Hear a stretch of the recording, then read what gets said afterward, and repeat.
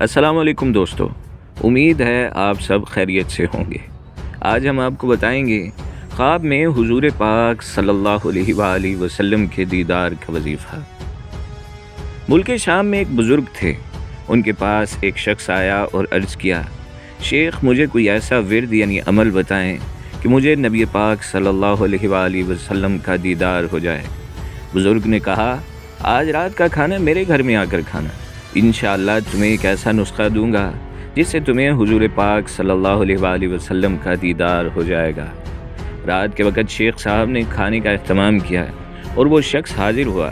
کھانا لایا جاتا ہے، کھانا شروع ہوتا ہے۔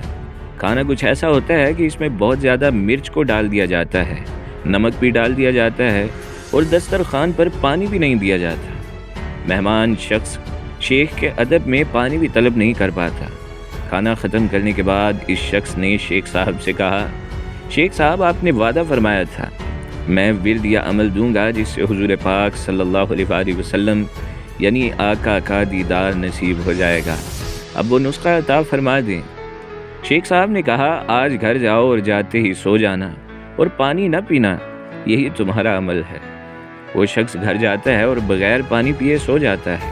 صبح اٹھ کر فجر کی نماز شیخ صاحب کے پیچھے ادا کرتا ہے۔ نماز کے بعد شیخ صاحب نے پوچھا، بتاؤ خواب میں کیا دیکھا؟ اس نے کہا، میں نے خواب میں کنویں دیکھے، دریا دیکھے، سمندر دیکھے، جس طرف آنکھ اٹھائی پانی ہی پانی دیکھا۔ شیخ صاحب نے کہا، بس یہی تیرا ورد ہے، یہی تیرا عمل ہے۔ تیرے دل میں پانی کی پیاس تھی، پانی کی تڑپ تھی، پانی کی سچی چاہت تھی۔ تو حقیقت میں پانی کا طالب تھا، تو چاہتا تھا تجھے پانی مل جائے۔ رات کو اسی پانی پینے کی آرزو لے کر تیری آنکھیں بند ہوئی تھی۔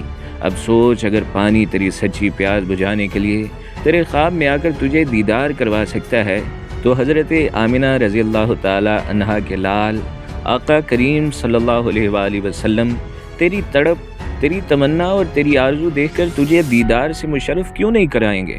تو سچی تڑپ پیدا تو کر، تو آرزو پیدا تو کر، تو سچی چاہت پیدا تو کر، تیرے اندر خواہش پیدا تو ہو، تیرے اندر حقیقی تمنائیں مچلے تو صحیح۔ تو کبھی دل کی دنیا کو پاک کر کے دیکھ، دل کی دنیا کو صاف کر کے دیکھ۔ ادھر تیری آنکھیں بند ہوں گی، ادھر کونین کے والی صلی اللہ علیہ وآلہ وسلم کا حسین و جمیل مکھڑا تیرے سامنے ہوگا۔ اللہ رب العزت ہمیں بھی بے انتہا عشق حبیب صلی اللہ علیہ وآلہ وسلم عطا فرمائے اور مدنی کریم صلی اللہ علیہ وآلہ وسلم کا دیدار نصیب فرمائے۔ آمین ثم آمین یا رب العالمین۔